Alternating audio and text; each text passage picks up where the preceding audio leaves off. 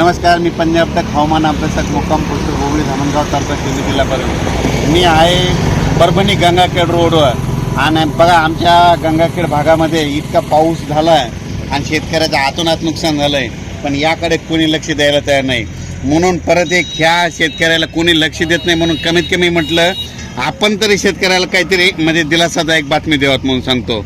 तर खरं पाहिलं तर ह्या गंगाखेड परभणी रोडवरचे इतका पाऊस झाला, इतका पाऊस 1 महिना सारखा पाऊस पडायला आहे, त्याच्यामुळे सगळ्या शेतकऱ्यांचे कापसाचं पीक आलेलं आहे ते सगळं पाणी जास्त झाल्यामुळे जात आहे।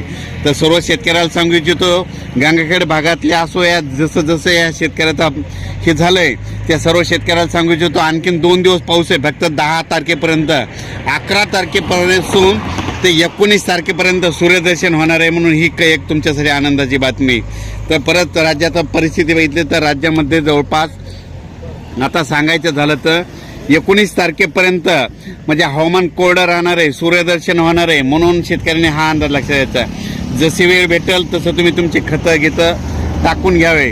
आणि परत सांगतो की हा पाऊस फक्त नाशिक, इगतपुरी, धुळे, जळगाव, त्याच्यानंतर जळगाव जामोद, त्याच्यानंतर बुलढाणा, अमरावती, अकोला, अकोट, चांदूरबाजार आणि नागपूर या पट्ट्यामध्ये मात्र थोडा पाऊस चालू राहणार आहे, म्हणून हा अंदाज लक्षात घ्यायचा। पण राज्यामध्ये मराठवाड्यामध्ये मात्र 11 ऑगस्टपासून ते 19 ऑगस्टपर्यंत चांगलं कडक सूर्यदर्शन होणार आहे, म्हणून शेतकऱ्यांनी हा अंदाज लक्षात घ्यायचा। त्याच्यानंतर सर्व शेतकऱ्याला सांगू इच्छितो, त्याच्यानंतर सूर्यदर्शन पश्चिम महाराष्ट्रात देखील होणार आहे, मराठवाड्यात देखील होणार आहे, म्हणून हा अंदाज। म्हणजे सूर्यदर्शन कोणत्या कोणत्या जिल्ह्यात होणार आहे ते एक तुम्हाला सांगतो। नांदेड जिल्ह्यात होणार आहे, यवतमाळ जिल्ह्यात होणार आहे, परभणी जिल्ह्यात होणार आहे, हिंगोली जिल्ह्यात होणार आहे, लातूरमध्ये होणार आहे, त्याच्यानंतर सोलापूर, उस्मानाबाद, सातारा, सांगली, कोल्हापूर, त्याच्यानंतर नगर जिल्हा, त्याच्यानंतर बीड जिल्हा, संभाजीनगर या सर्व भागामध्ये सूर्यदर्शन होणार आहे, म्हणून हा अंदाज लक्षात घ्यायचा। पण राज्यात कोकणपट्टीचा मात्र पाऊस चालू राहणार आहे।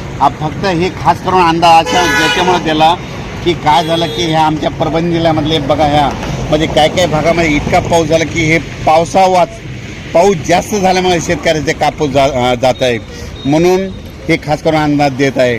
म्हणजे आता 11 ऑगस्टपासून ते 19 ऑगस्ट दरम्यान सूर्यदर्शन राहणार आहे, म्हणून खास करून गंगाखेड तालुक्यासाठी आनंदाची बातमी।